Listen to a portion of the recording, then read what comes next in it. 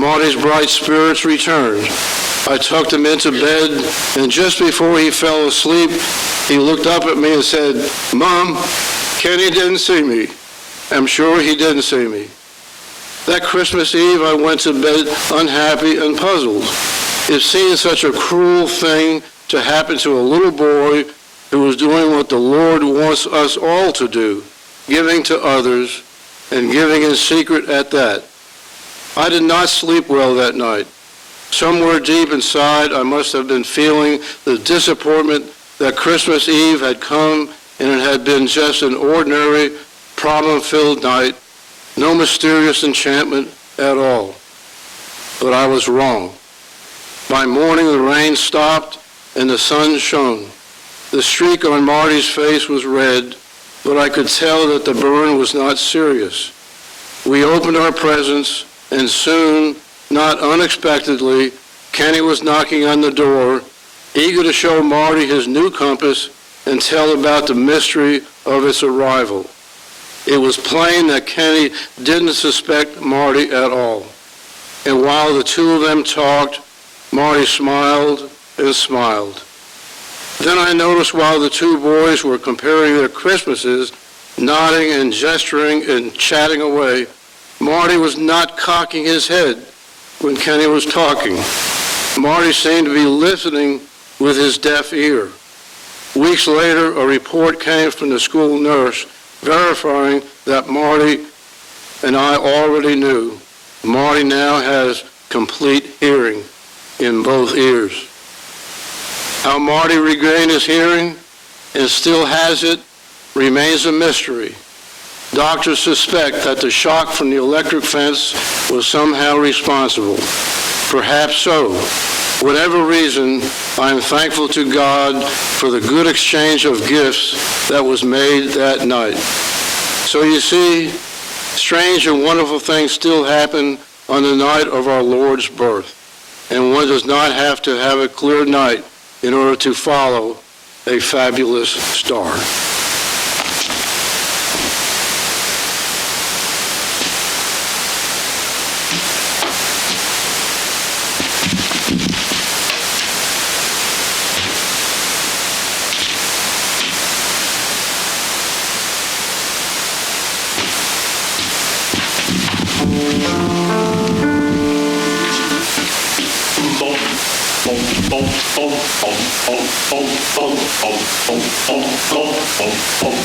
Sing we now of Christmas, Noel sing we here. Hear our grateful praises to the babe so dear. Sing we Noel, the King is born Noel. Sing we now of Christmas, sing we now Noel. Angels call to shepherds, leave your flocks at rest.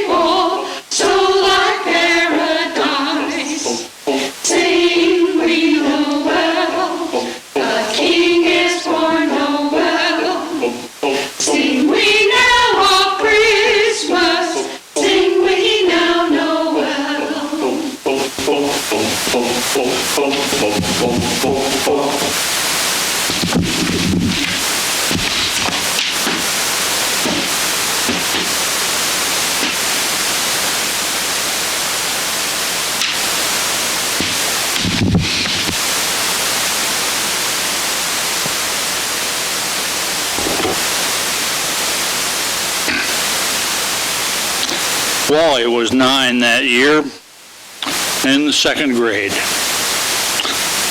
Though he should have been in the 4th. Most people in town knew that he had a difficulty in keeping up.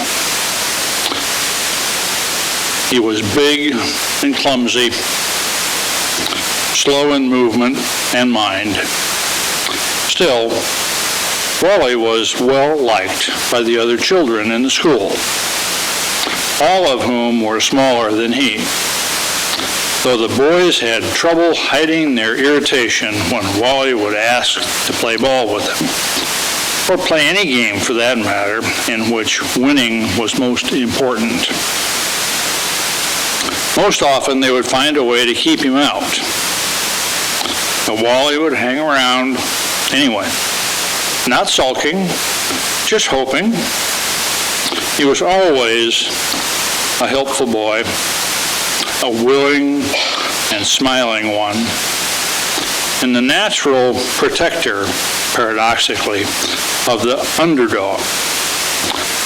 Sometimes, if the older boys chased the younger ones away, it would always be Wally who'd say, "Can't they stay? They're no bother." Wally fancied the idea of being a shepherd with a flute in the Christmas pageant that year. But the play's director, Miss Lombard, assigned him to a more important role. After all, she reasoned, the innkeeper did not have to have too many lines, and Wally's size would make his refusal of lodging to Joseph more forceful. And so it happened that the usual large audience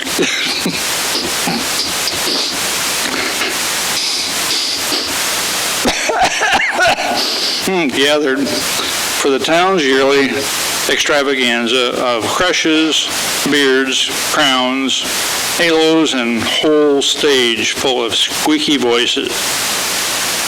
No one on the stage was more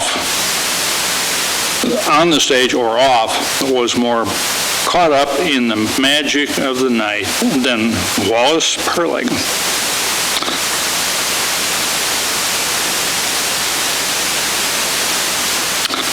He said later that he stood in the wings and watched the performance with such fascination,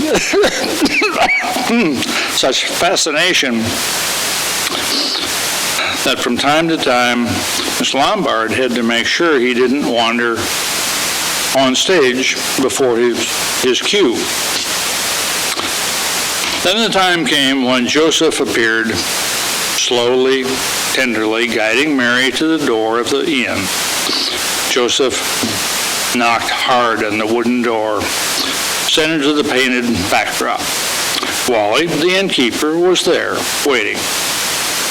"What do you want?" demanded Wally, swinging the door open with a brusque gesture. "We seek lodging." "Seek it elsewhere." Wally looked straight ahead, but spoke vigorously. "The inn is filled." "Sir, we have asked everyone in vain. We have traveled far and are very weary. There is no room in the inn for you."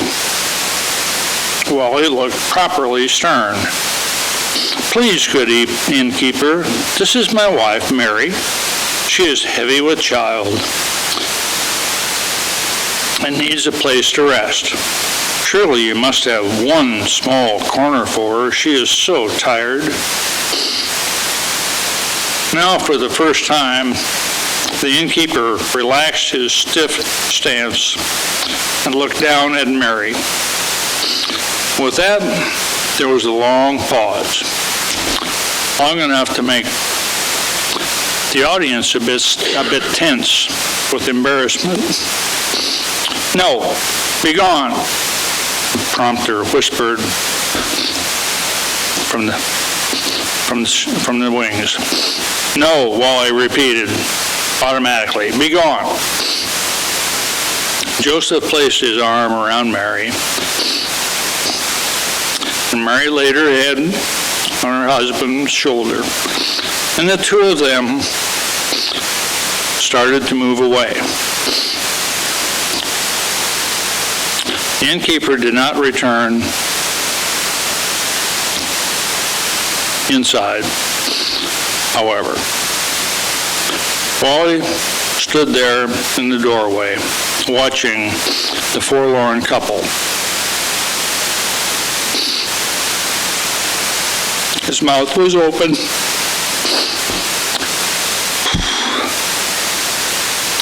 His brow creased with concern. His eyes filling unmistakably with tears. And suddenly, the Christmas pageant became different from all others.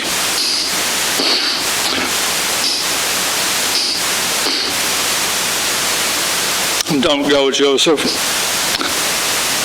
Wally called out. "Bring Mary back."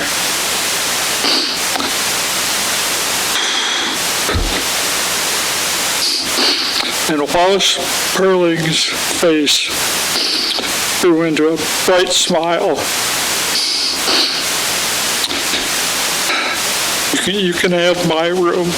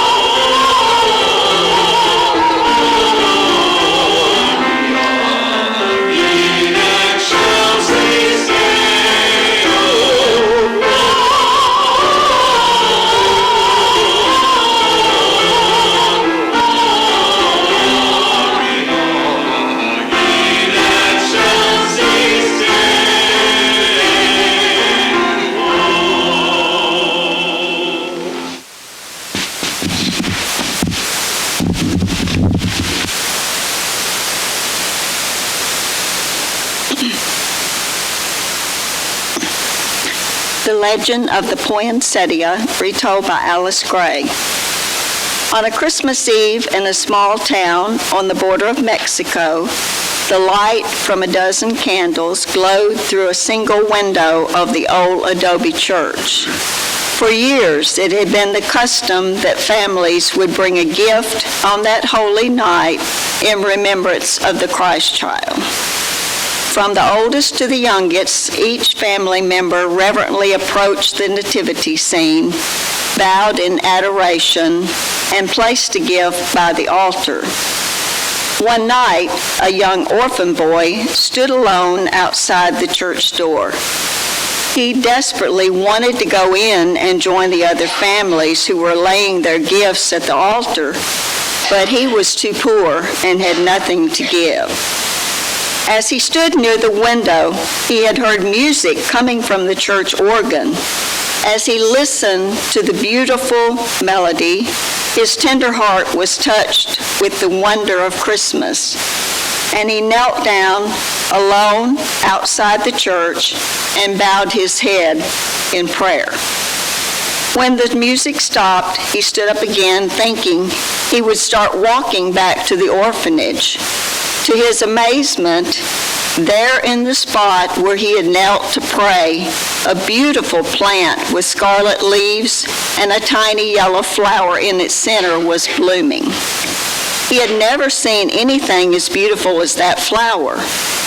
The angels had provided a gift for me to present to the Christ child, he thought.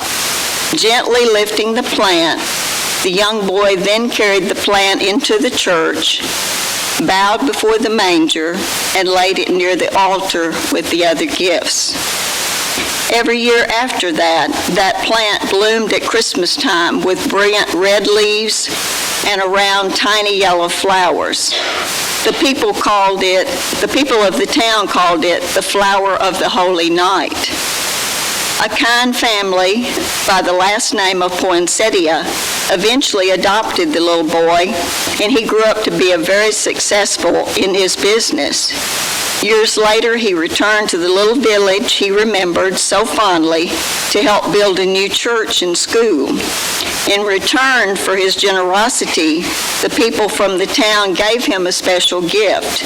They presented him with a beautiful plant whose scarlet leaves encircle tiny golden blossoms, a plant which has now been renamed after him.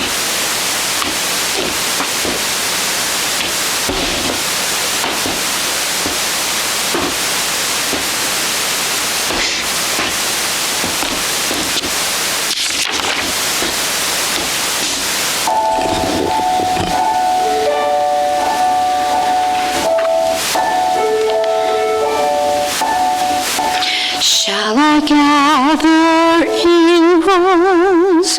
Shall I bring in gold?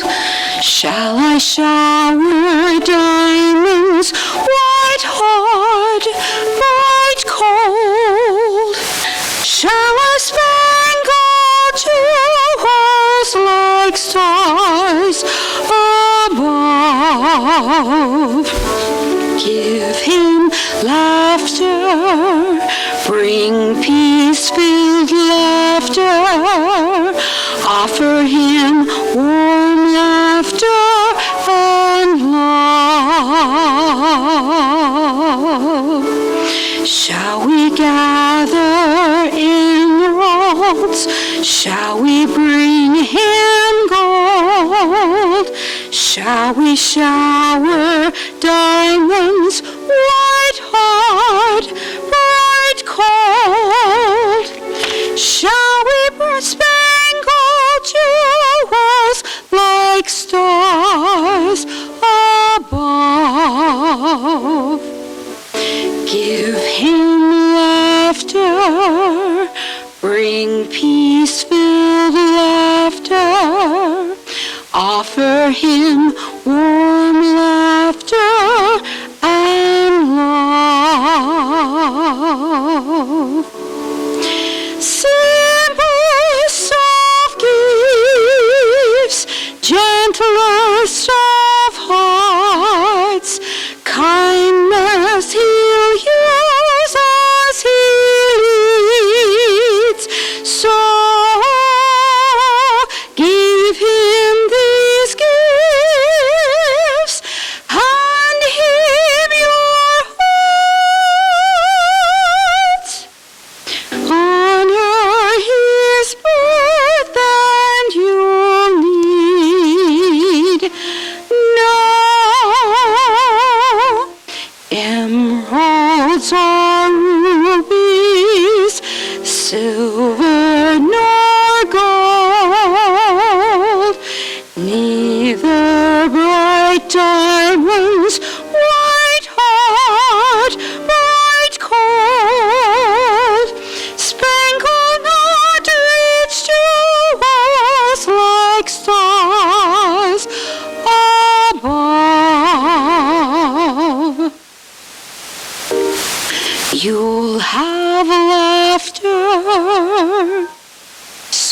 sweet peace-filled laughter,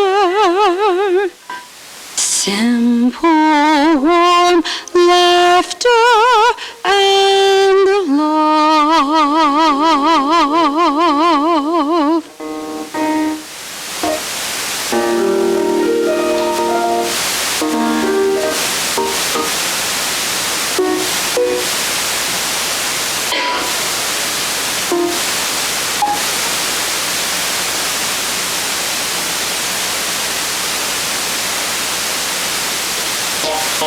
Simple warm laughter and love.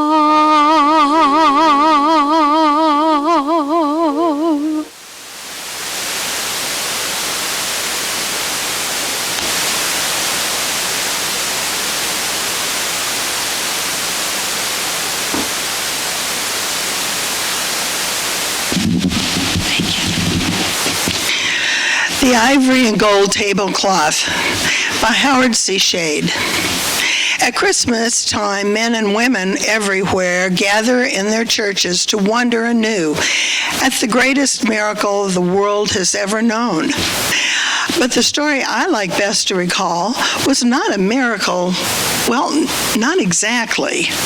It happened to a pastor who was very young. His church was very old. Once, long ago, it had flourished. Famous men had preached from his pulpit, prayed before its altar. Rich and poor alike worshiped there and built it beautifully. But now the good days had passed. The couple worked together and painted and hammered and did the best that they could to bring the church back to life. In late December, a severe storm whipped through the river valley, and the worst blow fell on the little church. A huge chunk of rain-soaked plaster fell out of the inside wall just behind the altar. Sorrowfully, the pastor and his wife swept away the mess, but they couldn't hide the ragged hole. The pastor looked at it and had to remind himself quickly, "Thy will be done." But his wife wept. Christmas is only 2 days away. That afternoon, the dispirited couple attended an auction held for the benefit of a youth group. There was a beautiful tablecloth that came out of a box that the auctioneer opened. And the pastor bought it for $6.50. Even then, that was a bargain. He carried the cloth back to the church and tacked it up on the wall behind the altar. It completely hid the hole, and the extraordinary beauty of its shimmering handwork cast a fine holiday glow over the chancel. It was a great triumph. Happily, he went back to preparing his Christmas sermon. Just before noon on the day of Christmas Eve, as the pastor was opening the church, he noticed a woman standing in the cold at the bus stop. He invited her in. He said the bus wouldn't be there for at least 40 minutes. She told him that she had come from the city that morning to be interviewed for a job as a governess, but because of her accent, because she was a refugee, she did not get the job. The woman sat down in a pew and chafed her hands and rested. After a while, she dropped her head and prayed. She looked up as the pastor began to adjust the great ivory and gold lace across the hole. She rose suddenly and walked up to the steps to the chancel. She looked at the tablecloth. The pastor smiled and started to tell her about the storm damage, but she didn't seem to be listening.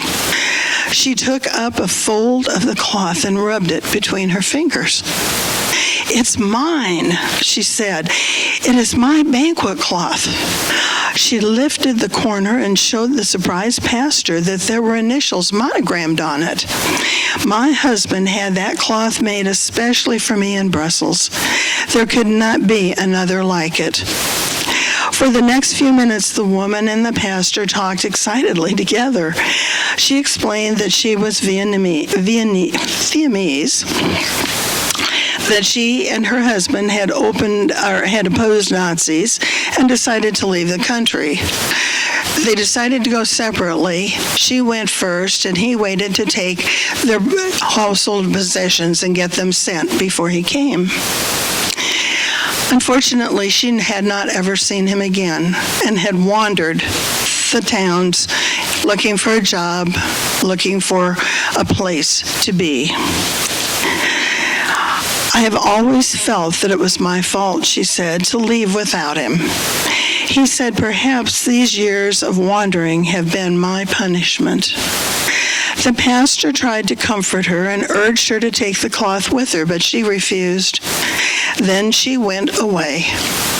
As the church began to fill on Christmas Eve, it was clear that the cloth was going to be a great success. It had been skillfully designed to look its best in candlelight. After the service, the pastor stood in the doorway. Many people told him that the church looked beautiful. One gentle-faced, middle-aged man, he was the local clock and watch repairman, looked rather puzzled. It is strange, he said in his soft accent. Many years ago, my wife, God rest her, and I owned such a cloth in our home in Vienna. My wife put it on the table.